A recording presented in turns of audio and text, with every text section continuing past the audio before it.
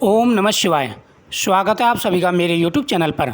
मैं हरिओम शर्मा आज आपको सावन मास के 6वें अध्याय की कथा सुना रहा हूँ। इस कथा के द्वारा आपको सोमवार व्रत की विधान बताएंगे, किस प्रकार से भगवान शिव ने अपने मुखारविंद से सोमवार व्रत की विधि बताई है।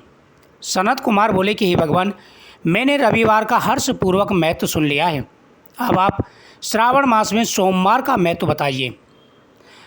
भगवान से बोले कि हे सनत कुमार, सूर्य मेरा नेत्र है, उसका महत्व इतना श्रेष्ठ है, तो फिर उमा सहित सोम मेरे नाम वाले उस सोमवार का कहना ही क्या। उसका जो महत्व मेरे लिए वर्णन है के योग्य है, उसे मैं तुमसे कहता हूँ। सोम चंद्रमा का नाम है और यह ब्राह्मणों का राजा है। यज्ञों का साधन भी सोम है। उस सोम के नाम के कारण को आप सावधान होकर मुझसे सुनिए, क्योंकि यह बार मेरा ही स्वरूप है, अतः इसे सोम कहा गया है। इसलिए यह समस्त राज्य का प्रदाता तथा श्रेष्ठ है। व्रत करने वाले को यह संपूर्ण राज्य का फल देने वाला है। हे विप्र, उसकी विधि सुनिए। मैं आपको विस्तार पूर्वक बता रहा हूँ। 12 महीनों में सोमवार अत्यंत श्रेष्ठ है। उन मासों में यदि सोमवार का व्रत करने में असमर्थ हो तो श्रावण मास में इसे अवश्य करना चाहिए। इस मास में इस व्रत को करके मनुष्य वर्ष भर के लिए व्रत का फल प्राप्त करता है। श्रावण में शुक्ल पक्ष के प्रथम सोमवार को यह संकल्प करें कि मैं विधि पूर्वक इस व्रत को करूँगी। शिव जी, आप मुझ पर प्रसन्न हो। इस प्रकार चारों सोमवार के दिन और यदि 5 हो जाएं तो उसमें भी प्रायःकाल यह संकल्प करें और रात्रि में भी शिव जी का पूजन करें। 16 उपचारों से सायंकाल में भी शिव जी की पूजा करें और एकाग्रचित होकर के दिव्य कथा का श्रवण करें।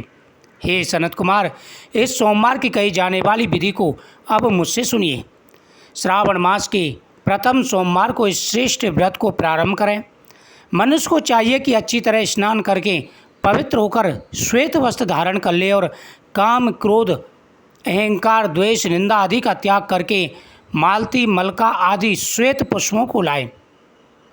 इनके अतिरिक्त अन्य विविध पुष्पों से तथा अविष्ट पूजनोपचारों के द्वारा त्र्यंबकम यजामहे सुगंधम पुष्टिवर्धनम उर्वारुकमिव बंधनान् मृत्यु मूर्खयमामृतात्, इस मूल मंत्र से शिव जी की पूजा करें। उसके बाद कहे, मैं सब भावनाश महादेव उग्र, उग्रनाथ, भाव, शशिमौली, रुद्र, नीलकंठ, शिव तथा भवहारी का ध्यान करता हूँ।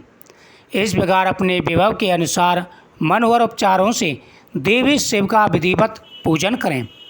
जो इस व्रत को करता है उसके पुण्य फल को सुनिए। जो लोग सोमवार के दिन पार्वती सहित शिव की पूजा करते हैं वे पुनरावृत्ति से रहित अवश्य शिवलोक को जाते हैं।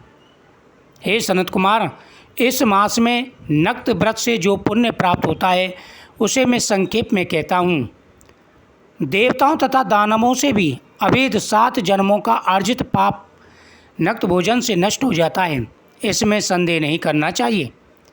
अथवा इस अत्युत्तम व्रत को उपवास पूर्वक करें। इसे करने से संतान की इच्छा रखने वाले को मनुष्य को पुत्र प्राप्त होता है और धन चाहने वाले को धन की प्राप्ति होती है।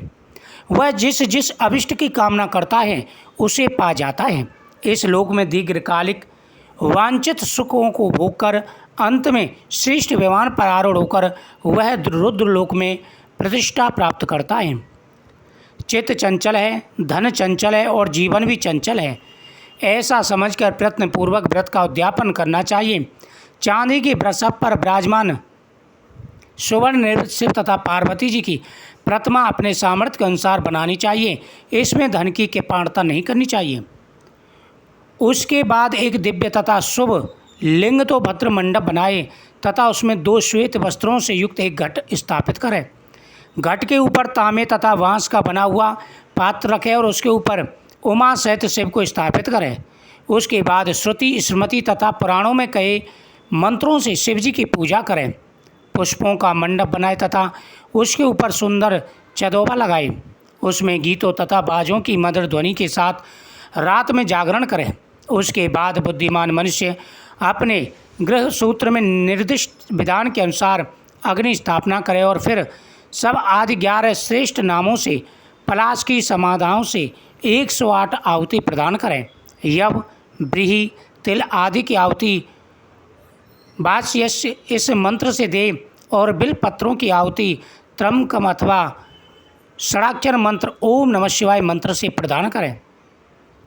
उसके बाद श्वेतकृष्ण होम करके पूर्णाहुति देकर आचार्य का पूजन करें और बाद में उन्हें गौ प्रदान करें। उसके बाद 11 श्रेष्ठ ब्राह्मणों को भोजन कराए तथा उन्हें वंश पात्र सहित 11 घट प्रदान करें। इसके बाद पूजित देवता को तथा देवता को अर्जित सभी सामग्री आचार्य को दे और तत्पश्चात प्रार्थना करें, मेरा व्रत परिपूर्ण हो, शिवजी मुझ पर प्रसन्न हो। उसके बाद बंधुओं के साथ हर्षपूर्वक भोजन करें। इस विधान से जो मनुष्य इस व्रत को करता है वह जिस जिस अभिलाषा वस्तु की कामना करता है उसे प्राप्त कर लेता है और अंत में शिवलोक को प्राप्त होकर उस लोक में पूजित होता है। हे सनत कुमार, सर्वप्रथम भगवान श्री कृष्ण ने इस मंगलकारी सोमवार व्रत को किया था। श्रेष्ठ आस्तिक तथा धर्मपरायण राजाओं ने भी इस व्रत को किया। जो इस व्रत का नित्य श्रवण करता है वह भी उस व्रत के करने का फल प्राप्त कर लेता है। जो व्यक्ति नियमित रूप से भगवान शिव का पूजन करते हैं उनकी मनोकामनाएं पूरी हो जाती हैं। श्रावण मास के सोमवार का विशेष महत्व है। जो व्यक्ति सोमवार में भगवान शिव की पूजा करते हैं उसे इस लोक में अनेक प्रकार के सुखों का भोग भोगते हुए अंत में रुद्र लोक को जाते हैं। जो व्यक्ति नियम पूर्वक भगवान भोलेनाथ की पूजा करते हैं उन्हें हर प्रकार का सुख और वैभव प्राप्त होता है। कथा के अनुसार प्राचीन समय की बात है, एक सेठ था, उसके कोई संतान नहीं थी। वह नियमित रूप से भगवान शिव के सामने बैठकर के पूजा किया करता था, प्रार्थना करता था कि हे भोलेनाथ मुझ पर कृपा करें, हर प्रकार का सुख और वैभव तो आपने दे दिया लेकिन संतान मुझे नहीं दी। वह नियमित रूप से भगवान की इसी प्रकार से प्रार्थना किया करता था। भगवान ने प्रसन्न होकर के उसे संतान का वरदान दिया, लेकिन वह संतान अल्पायु थी, क्योंकि माता पार्वती के बार बार आग्रह करने पर भगवान शिव ने उसे संतान का वरदान तो दे दिया, लेकिन साथ में ये भी कहा कि यह संतान सिर्फ 16 साल तक जीवित रहेगी। ये बातें सेठ सुन रहा था, उसे ना तो खुशी हुई ना ही दुख हुआ। 11वें साल में उसने उस लड़के को काशी जी पढ़ने भेज दिया। रास्ते में उसका एक विवाह वहाँ की राजा की कन्या से हुआ। उसके बाद वह काशी जी चला गया। जब लड़की को पता चला कि मेरा विवाह तो किसी और के साथ हुआ है, भेज मुझे किसी और के साथ रहें, उसने बारात में जाने से इनकार कर दिया। उधर लड़का काशी जी में पढ़ने लगा, उसका मामा यज्ञ करने लगा। अचानक जब उसकी आयु पूरी हुई तो वह मृत्यु को प्राप्त हो गया, लेकिन भगवान शिव ने उसको माता पार्वती के कहने पर दोबारा से आयु प्रदान की। वह काशी जी से लौट कर के आया। रास्ते में उसी नगर में रुका जहाँ पर उसका विवाह हुआ था लड़की के साथ। राजा ने उसे पहचान लिया, खूब खातिरदारी की और फिर अपनी बेटी के साथ में उसे विदा किया। वह अपने घर पहुँचा और घर पहुँच कर के उसके पिता ने देखा भगवान शिव की कृपा से वह जीवित हो गया है। फिर धूमधाम से भगवान शिव की पूजा करने लगे। इस कथा के श्रवण करने से, इस विधि के श्रवण करने से हर प्रकार की मनोकामना पूरी हो जाती है। इस वीडियो को ज़्यादा से ज़्यादा शेयर करें, चैनल को सब्सक्राइब करें और साथ ही सावन मास के सोमवार की पूजा का विधि पूर्वक पालन करें। जो व्यक्ति सावन सोमवार में भगवान शिव का पूजन करते हैं उन्हें हर प्रकार का सुख और वैभव प्राप्त होता है। जो व्यक्ति नियमित रूप से महाकाल भोलेनाथ की पूजा करते हैं उन्हें जीवन में कभी कोई कष्ट नहीं होता। प्रत्येक व्यक्ति को इन नियमों का पालन करना चाहिए और नियम पूर्वक महाकाल भोलेनाथ की आराधना करनी चाहिए। जो व्यक्ति नियम पूर्वक महाकाल भोलेनाथ की आराधना करते हैं उन्हें हर प्रकार का सुख और वैभव प्राप्त होता है। जीवन में आ रहे सारे कष्टों का निवारण हो जाता है।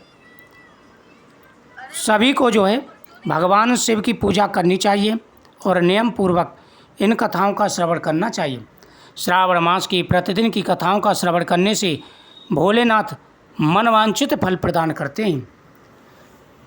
साथ ही तामसिक भोजन घर में सोमवार के दिन नहीं बनना चाहिए। वैसे तो पूरे सावन के महीने ही नहीं बनाया जाता।